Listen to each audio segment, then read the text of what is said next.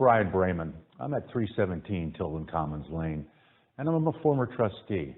First of all, let me just thank you for taking the time to watch this video.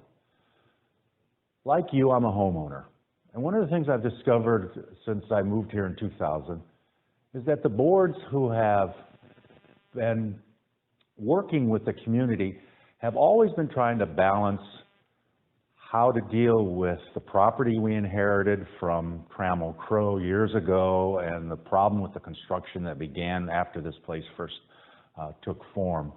And so the trustees have always been sensitive to cost, but also the need to ensure somehow going forward that the repairs will be substantial and it doesn't become just an ad hoc project trying to, as it were, put our finger in the dike.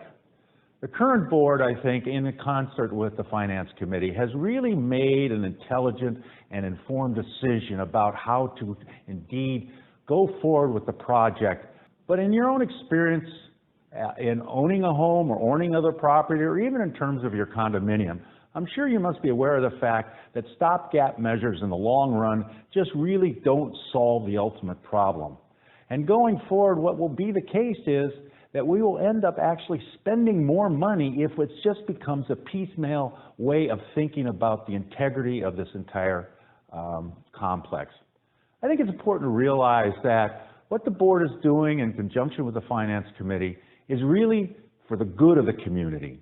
It's for everyone. And the board, in the best of its ability, has really tried to take into consideration the impact of cost, but then also the impact that would have on us if we didn't address these serious issues, dealing with the rot and other sorts of structural problems of this complex.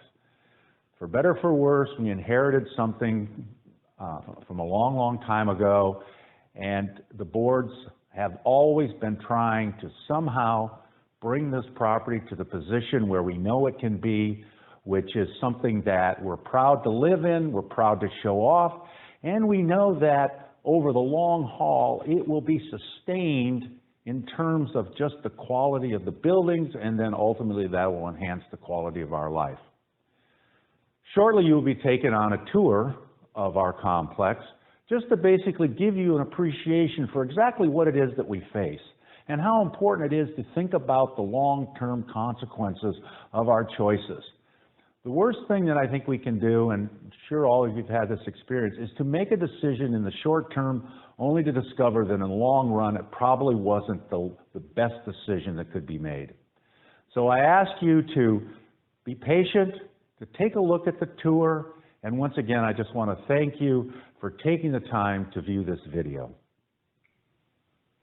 Hi, I'm Lyle Mark, and I'm a homeowner here in Building 15. I've been a resident here for 12 years.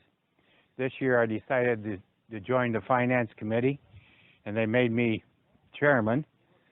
And so I've had a lot of opportunity to look into what different people are doing in terms of the board, what they're thinking about doing for these buildings. And I must say, I find the work that they've done to be very innovative and very businesslike historically.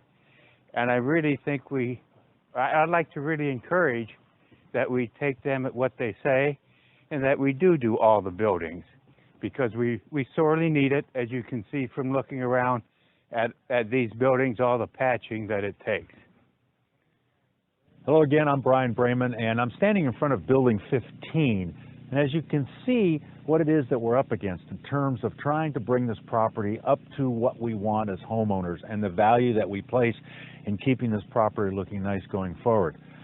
We have with us actually the project supervisor, Mike Scully, and Mike has agreed to at least say a couple things about what it is that they face and what they're trying to do. I'm Mike Scully. I'm project manager for the Devon Wood SPS 30 job. This spot here, we came over yesterday to open it up. This is one of the areas where they did the invasive testing 6 or 7 months ago with GRLA.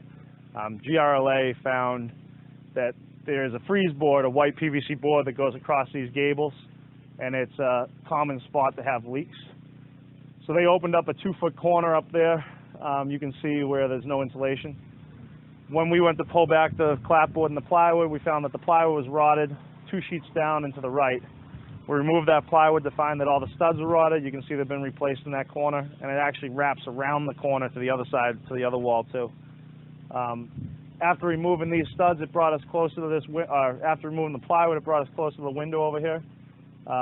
Every window, it's a common theme at Devon Wood that the old original windows tend to leak in the corner. You can see that the stud doesn't even touch the bottom anymore. That water leaking down there that was exposed by removing the plywood for this repair then led to the sill, which is the new 2x4 that runs underneath all the studs.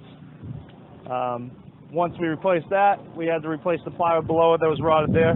We now move down to this window where you can see the header is rotted and that there's more face rot on the studs here. The water moved its way down, and then another common area that leaks at Devon Wood is this corner again, which we talked about before, which you can see is all rotted.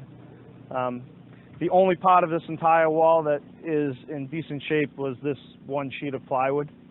If you look at this area over here, I don't know how good you can see it, but behind this panel is completely rotted, and more than likely under that window will be rotted. But what you'll find is that clapboard is made of red cedar. It's the most resilient part of a building. It's going to be the last thing that rots. So you look at this wall, and this wall looks perfect. Once you remove it, you find all the stuff that isn't resilient and that's going to rot out first, and that's a very common problem throughout all of Devon Wood. Again, I want to thank all of you for taking the time to view this video and to take the tour with us. Again, I think it's important to think about what it is that you've seen and understand that the project we're engaged in is a project for the future. And when I say we, it's not because I'm on the board, but like you, I'm a homeowner and I'm concerned about the good of this property and what that means for our future. Let me just show you an example of what it is that our property is moving towards. As you can see behind me, we've got the clubhouse. The clubhouse was rehabbed a number of years ago. And as you can see, the face or the envelope of this building, it blends in nicely with the surroundings as the original clapboard did. Actually, I think it has a better look, and it's something that's going to be durable, and it's going to have a long life, and it's not something that's going to have to be repainted in a manner that constantly is costing us money. And so the idea is that it's short-term expenditures for really a long-term gain to ensure that the value of our property maintains itself and that we are happy with what it is that we are inheriting and living in. Thank you.